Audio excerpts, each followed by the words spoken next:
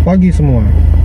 Hari ini hari Minggu, dan kali ini kita akan bawa si W202. W202 ini mau dipakai untuk apa?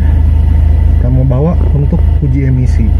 Jadi kita lihat hasil emisi W202 ini bagaimana. Dan kalau berhasil, saya akan bagikan tipsnya untuk supaya mobil kalian lulus uji emisi. Stay tune terus di channel gua.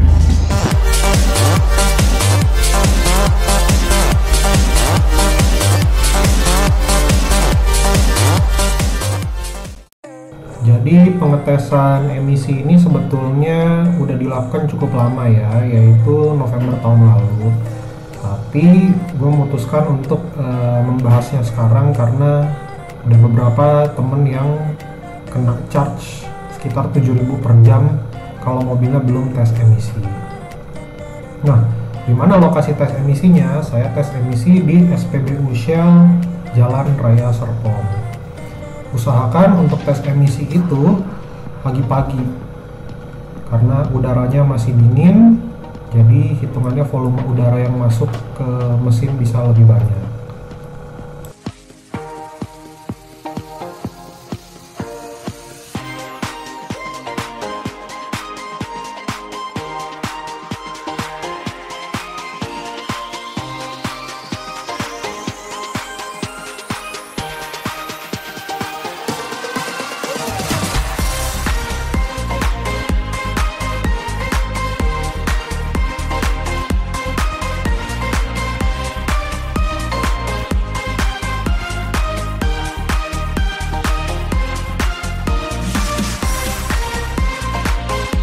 Nah, hasilnya mepet ya. Jadi limit dari karbon monoksidanya sebenarnya 3%, sedangkan hidrokarbonnya masih jauh. Cuman karbon monoksida ini, CO ini lumayan mepet.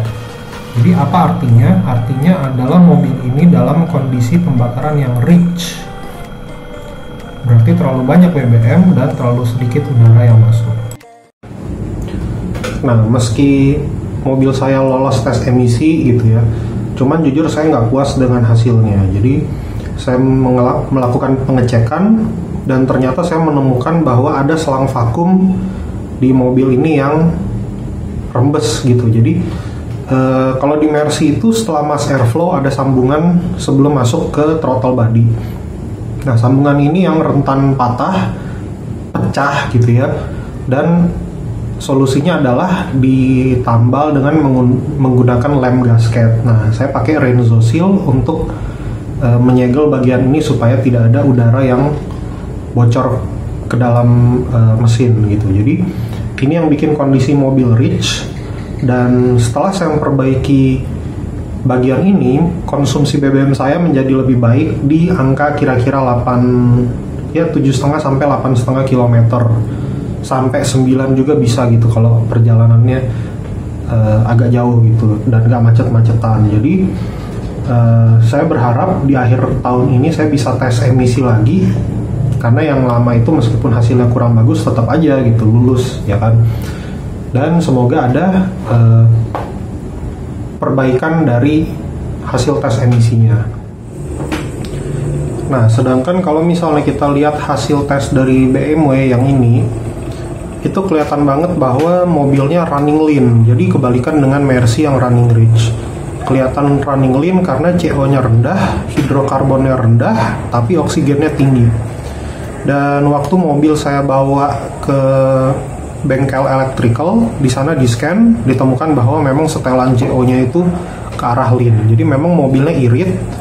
Kalau di tol itu bisa dapat 1 liter 12 kilo, dalam kota tuh 1 liter 8,5 kilo gitu. Cuman memang tenaganya agak boyo gitu kalau dibanding mungkin E39 yang lain atau mesin 2500 cc 6 silinder lainnya.